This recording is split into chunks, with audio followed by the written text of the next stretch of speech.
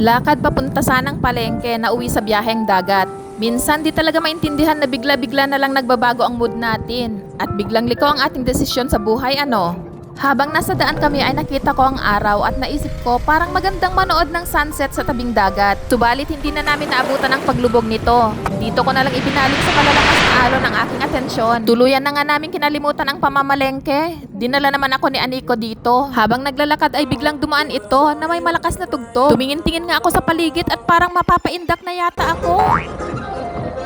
At pagkatapos nga ay nadaanan namin itong mga bisikletang pinaparenta dito, meron din palang mga scooter. Sa wakas, pagkatapos ng ilang libong hakbang ay narating din natin ang ibabaw ng tulay. Ang tulay na ito ay binuksan noong November 16, 2017, parehong araw ng selebrasyon ng International Day of Tolerance. Ang pangalan nito ay Tolerance Bridge at ito ang una at tanging suspension bridge na may malinaw na span sa gitnang silangan. Ito ay may haba na 690 na talampakan. At masasabi kong ito ay more as recreational transportation dahil mga tao at siklo lamang ang pwedeng gumamit nito sa ibabaw para tawirin ang Dubai Water Canal. Aesthetic ang landmark na ito. Perfect naman talagang baybayin ng mga yate at dhow cruise na lulan ang mga turista. Pagkababa namin ay naignorante naman ang inyong madamdamin at ito naman ang aking kinutingting. Sa unang tingin ko ay parang fingerprinting machine. Yun pala, pang charge ng cellphone. For the USB.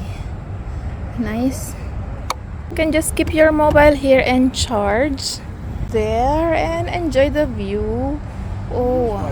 Colorful Tolerance Bridge. And there are people doing biking, walking, exercise.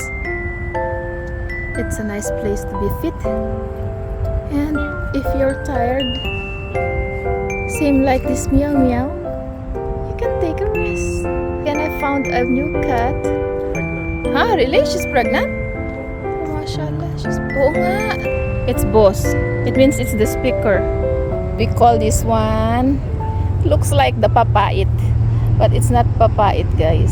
Matapos magbutingting ng mga bagay-bagay sa parke ay heto, medyo napagod ako kaya napaupo na rin. Pahinga lang tayo ng konti at lalarga na naman. Wala naman talaga tayong choice dahil hindi makapasok dito ang sasakyan. Mabuti na lang at meron talaga itong elevator na to dahil hindi ko na talaga kakayanin ang maghagdan.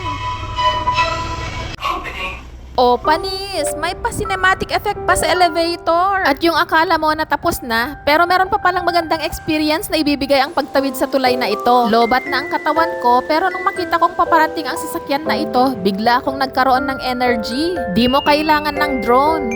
Di mo kailangan ng mamahaling gadget. All you need talaga is perfect timing. At ready ka to capture that moment. Salamat sa pagsama sa akin sa pag-akyat baba sa mga tulay ngayong gabi.